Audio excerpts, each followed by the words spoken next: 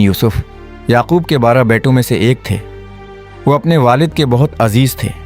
یوسف نہ صرف خوبصورت تھے بلکہ خدا پر مضبوط ایمان رکھتے تھے۔ ان کی زندگی ہمیں سکھاتی ہے کہ خدا مشکل حالات میں بھی اپنے منصوبے کو پورا کرتا ہے، اور جو شخص خدا پر بھروسہ رکھتا ہے آخرکار عزت پاتا ہے۔ ایک رات یوسف نے ایک عجیب خواب دیکھا۔ خواب میں سورج، چاند اور 11 ستارے ان کے سامنے جھک رہے تھے۔ اس سے پہلے بھی انہوں نے ایک خواب دیکھا تھا جس میں کھیت کی 11 گٹھیاں ان کی گٹھی کے سامنے جھک رہی تھیں۔ یوسف نے معصومیت سے یہ خواب اپنے والد یعقوب کو سنایا۔ یعقوب نے سمجھ لیا کہ یہ خواب خدا کی طرف سے ایک خاص اشارہ ہے۔ انہوں نے یوسف کو نصیحت کی کہ یہ خواب اپنے بھائیوں کو نہ بتائیں، کیونکہ وہ پہلے ہی ان سے حسد کرتے تھے۔ لیکن بات کسی نہ کسی طرح بھائیوں تک پہنچ گئی۔ انہوں نے سوچا کہ ان کے والد یوسف سے زیادہ محبت کرتے ہیں۔ حسد نے ان کے دلوں کو بھر دیا اور انہوں نے یوسف کو راستے سے ہٹانے کا منصوبہ بنایا۔ ایک دن بھائیوں نے اپنے والد سے کہا کہ یوسف کو ہمارے ساتھ چراگاہ میں بھیج دیں تاکہ وہ کھیلیں اور خوش رہیں۔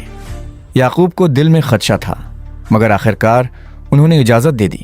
جب سب بھائی دور ویرانے میں پہنچے تو انہوں نے یوسف کو پکڑ لیا، ان کی خوبصورت رنگین پوشاک اتار لی اور انہیں ایک گہرے کنویں میں پھینک دیا۔ یوسف اکیلے تھے، مگر وہ جانتے تھے کہ خدا ان کے ساتھ ہے۔ اسی دوران ایک تجارتی قافلہ وہاں سے گزرا۔ بھائیوں نے یوسف کو کنویں سے نکالا اور چاندی کے سکوں کے بدلے غلام بنا کر تاجروں کے ہاتھ فروخت کر دیا۔ پھر انہوں نے یوسف کی پوشاک پر بکری کا خون لگا کر اپنے والد کے پاس لے گئے اور کہا کہ کسی جنگلی جانور نے یوسف کو کھا لیا۔ یعقوب یہ خبر سن کر غم سے نڈھال ہو گئے۔ وہ بہت روئے، لیکن پھر بھی خدا پر بھروسہ کرتے رہے۔ انہیں یقین تھا کہ ایک دن خدا حقیقت ظاہر کرے گا۔ ادھر تاجر یوسف کو مصر لے گئے۔ وہاں مصر کے ایک بڑے افسر نے انہیں خرید لیا۔ اس شخص نے یوسف کو اپنے گھر میں رکھا۔ خدا کی برکت یوسف کے ساتھ تھی، اس لیے جس کام کی ذمہ داری انہیں دی جاتی وہ کامیاب ہوتے۔ کچھ عرصے بعد اس افسر کی بیوی نے یوسف کو گناہ کی طرف مائل کرنے کی کوشش کی، مگر یوسف نے صاف انکار کر دیا۔ انہوں نے کہا کہ وہ خدا کے خلاف ایسا گناہ نہیں کر سکتے۔ جب وہ عورت ناکام ہوئی تو اس نے یوسف پر جھوٹا الزام لگا دیا۔ اگرچہ یوسف بے قصور تھے، پھر بھی انہیں قید خانے میں ڈال دیا گیا۔ قید کی زندگی آسان نہیں تھی، مگر یوسف نے شکایت نہیں کی۔ وہ ہر حال میں خدا پر بھروسہ کرتے رہے۔ اسی جیل میں بادشاہ کے ساقی اور نانبائی بھی قید تھے۔ ایک رات دونوں نے الگ الگ خواب دیکھے۔ صبح انہوں نے اپنے خواب یوسف کو سنائے۔ یوسف نے بتایا کہ خوابوں کی تعبیر خدا دیتا ہے، اور انہوں نے دونوں خوابوں کی صحیح تعبیر بیان کی۔ چند دن بعد وہی ہوا جو یوسف نے بتایا تھا۔ ساقی دوبارہ اپنے عہدے پر بحال ہو گیا، جبکہ نانبائی کو سزا ملی۔ یوسف نے ساقی سے کہا کہ جب تم بادشاہ کے پاس واپس جاؤ تو میرا ذکر کرنا، کیونکہ میں بے قصور ہوں۔ مگر ساقی یہ بات بھول گیا اور 2 سال گزر گئے۔ پھر ایک رات مصر کے بادشاہ نے 2 حیرت انگیز خواب دیکھے۔ پہلے خواب میں 7 موٹی گائیں تھیں جنہیں 7 دبلی گائیں کھا گئیں۔ دوسرے خواب میں 7 بھری ہوئی بالیاں تھیں جنہیں 7 سوکھی بالیاں نگل گئیں۔ کوئی بھی ان خوابوں کی تعبیر نہ بتا سکا۔ تب ساقی کو اچانک یوسف یاد آئے۔ اس نے بادشاہ کو بتایا کہ جیل میں ایک عبرانی نوجوان ہے جو خوابوں کی صحیح تعبیر بتاتا ہے۔ فوراً یوسف کو بلایا گیا۔ بادشاہ نے اپنے خواب سنائے۔ یوسف نے عاجزی سے کہا کہ تعبیر میری نہیں بلکہ خدا کی طرف سے ہے۔ انہوں نے بتایا کہ 7 موٹی گائیں اور 7 بھری بالیاں 7 سال کی خوشحالی کی علامت ہیں۔ اس کے بعد 7 سال سخت قحط آئے گا، اس لیے ابھی سے اناج جمع کرنا چاہیے۔ بادشاہ یوسف کی حکمت سے بہت متاثر ہوا۔ اس نے کہا کہ خدا کی روح اس شخص کے ساتھ ہے۔ اسی وقت بادشاہ نے یوسف کو پورے مصر کا عالی منتظم مقرر کر دیا۔ یوسف نے پورے ملک میں اناج کے بڑے بڑے گودام بنوائے۔ خوشحالی کے 7 برسوں میں اتنا غلہ جمع کیا گیا کہ اس کا شمار کرنا مشکل ہو گیا۔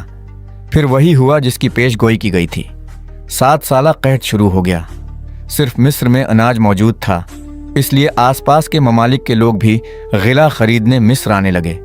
کنعان میں بھی قحط پڑا، جہاں یعقوب اور ان کے بیٹے رہتے تھے۔